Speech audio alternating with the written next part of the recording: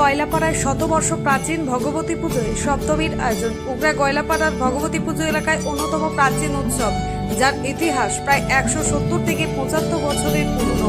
প্রজন্মের পর প্রজন্ম ধরে এই পুজোর ঐতিহ্য আজও সমান মর্যাদার সঙ্গে পালন করা হয়। আজ মহাসপ্তমী উপলক্ষে সকাল থেকেই ভক্তদের ভিড় জমেছে পুজো মণ্ডপে। মন্ত্রোচ্চারণ, পুজো অর্চনা ও আরতির মধ্যে দিয়ে ভক্তরা ভগবতী মাতার আশীর্বাদ কামনা করেন। পুজোর অন্যতম কর্মকর্তা বাসুদেব বাবু জানান, এই পুজো বহু প্রাচীন। প্রতিমা তৈরির পিছনে আছে এক রহস্য। এই মায়ের প্রতিমা তৈরি হয় 108টা গরুর লেজের চুল দিয়ে। বহু ভক্ত এখানে আসেন তাদের মনের বাসনা নিয়ে। মা সবার সব বাসনা পূরণ করে দেন। এই পুজো প্রায় 5 দিন ধরে চলে, ষষ্ঠী থেকে শুরু করে সপ্তমী পর্যন্ত। তার সাথে চলে নানান অনুষ্ঠান, পাড়ার মানুষজনকে নিয়ে প্রসাদ ভোগের আয়োজনও থাকে। এভাবেই প্রজন্মের পর প্রজন্ম চলে আসছে এই পুজো। প্রতিমা তৈরি করতে হয়, যেটা 108টা গরুর লেজে চুল দিয়ে তৈরি হয়। সেইটা একজন বানিয়েছিলেন, নিয়ে বেশিদিন নিজে করতে পারেন না, তারপর তিনি নিজের সমাজকে দিয়েছেন। আমাদের জিতেন্দ্রনাথ ভোটকে প্রথমে দিলেন, জিতেন্দ্রনাথ ভোট সবাইকে মিলে একটা কমিটি তৈরি করে এখানে প্রায় 70-80 বছর ধরে এখানে পুজোটা চলে।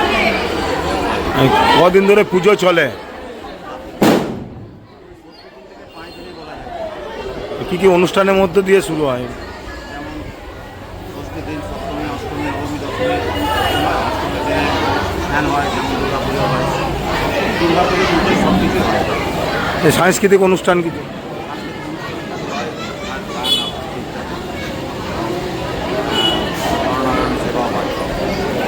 এই খরচা, যে পুজোর খরচাটা কিভাবে বহন করা হয়?